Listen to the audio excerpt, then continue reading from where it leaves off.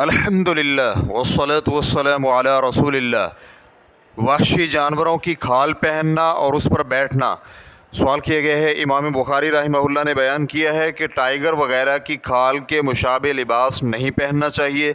मुझे इस मसला का इल्म नहीं था, मेरे पास इस तरह का लिबास है, अब मेरी नीयत है कि मैं दोबारा इस तरह का लिबास नहीं ख़रीदूँगा। तो क्या मैं घर में ये लिबास इस्तेमाल कर सकता हूँ या कि घर में भी ये लिबास पहनना हराम है? अल-जवाब बिअौनिल्लाहि सुब्हानहु व तआला। लगता है कि साइल इमाम बुखारी की इस हदीस की तरफ इशारा कर रहा है।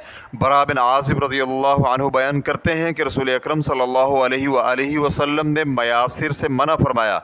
सही बुखारी हदीस नंबर 5175।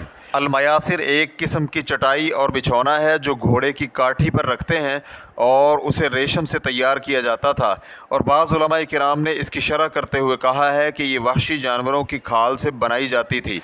हाफिज़ इब्न हजर रहमहुल्लाह कहते हैं, इसकी तौजीह उस वक़्त मुमकिन है जब ये बिछौना खाल से बनाकर इसमें कुछ भरा जाए।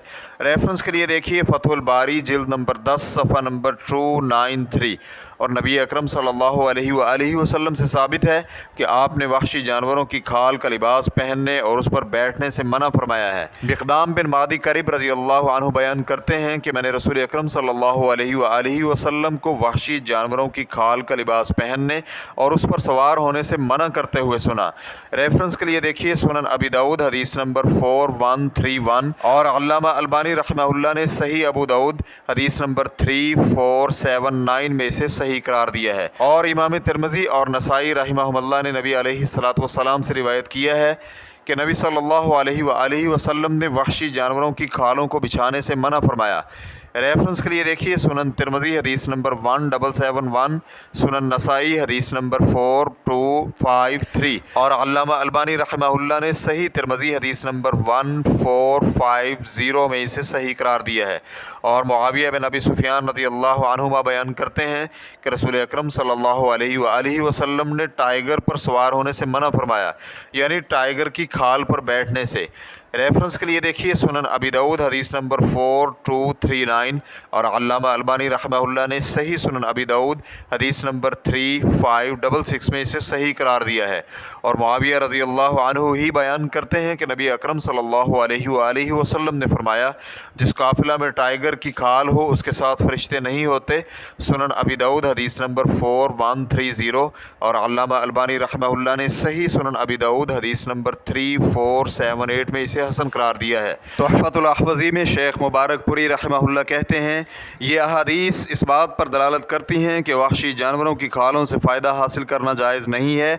इसमें हिकमत यह है कि ऐसा करने में तकब्बुर पैदा होता है, और इसलिए भी कि इसमें जाबिर लोगों के साथ मुशाबहत होती है, और इसलिए भी कि ये इसराफ़ और फजूल खर्च लोगों का लिबास है। रेफरेंस के लिए देखिए तोहफ़तुल अहवज़ी और इसी तरह इब्न माजा का हाशियतुस सिंदी। इसमें एक और इल्लत का इजाफ़ा किया जाता है कि यह नजिस है, क्योंकि दबागत तो सिर्फ़ उस जानवर की खाल को पाक करती है जिसका गोश्त खाया जाता हो, लेकिन जिसका गोश्त खाना हलाल नहीं उसकी खाल दबागत से पाक नहीं होती। इमाम औज़ाई और अब्दुल्ला बिन मुबारक और इसी तरह इसहाक बिन राहवै का मसलक यही है, और इमाम अहमद से भी एक रिवायत मिलती है। रेफरेंस के लिए देखिए शरह सही मुस्लिम लिन-नववी जिल्द नंबर 4 सफ़ा नंबर 54 और इसी तरह इब्न मुफ़लिह की किताब अल-फ़ुरूह जिल्द नंबर 1 सफ़ा नंबर 102। और शेखुल इस्लाम इब्न तैमिया रहमहुल्लाह ने भी अपने एक कौल में इसे इख्तियार किया है।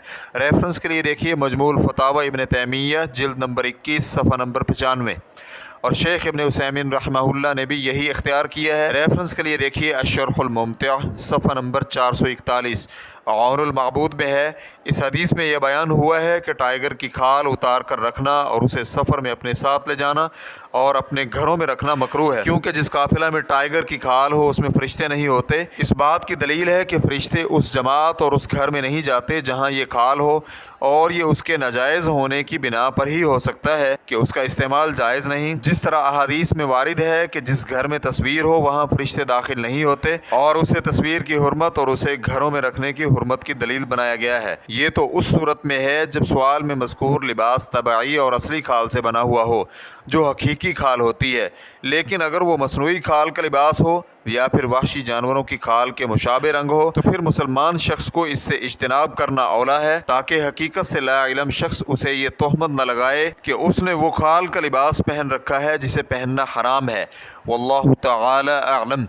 اسلام کیو اے ریکارڈنگز، مؤسسۃ الشیخ محمد صالح المنجد، المملکۃ العربیۃ السعودیہ، فتویٰ نمبر 9022۔ والسلام علیکم ورحمۃ اللہ وبرکاتہ۔